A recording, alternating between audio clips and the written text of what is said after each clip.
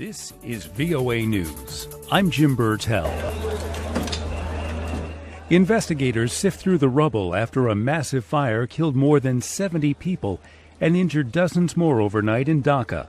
The fire spread quickly through at least 4 buildings, trapping many of the victims. The buildings were used as chemical warehouses where flammable items were stored. The exact cause of the fire is under investigation. A U.S. Coast Guard officer will appear in court Thursday after federal prosecutors allege he stockpiled weapons to launch an unprecedented spree of domestic terrorism and mass murder.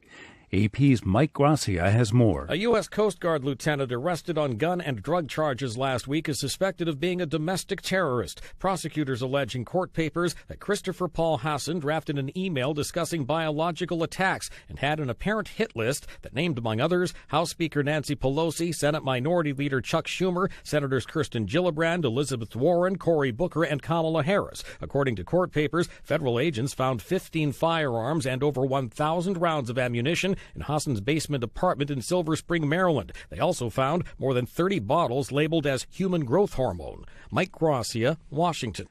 With news reports saying Robert Mueller's investigation into Russian interference in the 2016 election could be done by as early as next week, U.S. President Donald Trump says it will be totally up to the new Attorney General when and how to release the special counsel's report.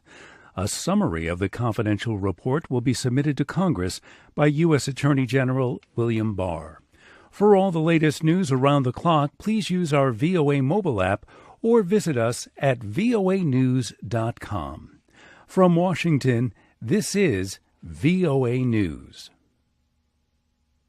U.S.-backed forces say they are one step closer to liberating the last patch of Syrian territory held by the Islamic State terror group, but a final assault could still be days away.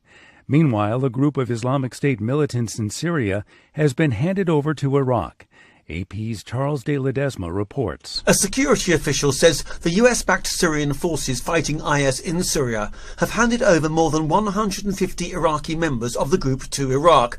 The official says the militants were moved to the Iraq side overnight and that they're now in a safe place and being investigated. The handover comes as the US-backed Syrian forces are involved in a standoff over the final IS-held sliver of land in southeastern Syria, close to the Iraqi border, amid the extremists' imminent territorial defeat. I'm Charles de Ledesma. At the Vatican, Pope Francis is hosting a landmark summit on fighting child sex abuse.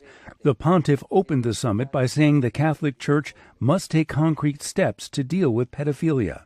The sex abuse scandal involving priests has shaken members of the Catholic Church around the world. The number of hate groups in the U.S. appears to be growing.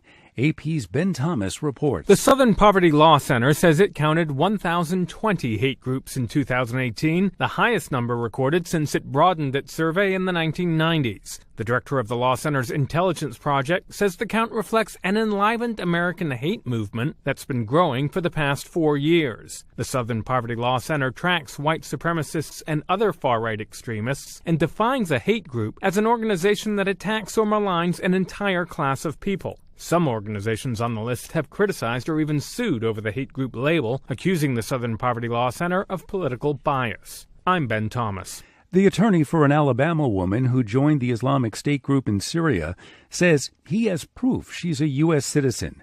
AP's Tim McGuire reports. Secretary of State Mike Pompeo has denied entry into this country for 24-year-old Hoda Muthana, saying she isn't a citizen and doesn't have a valid passport.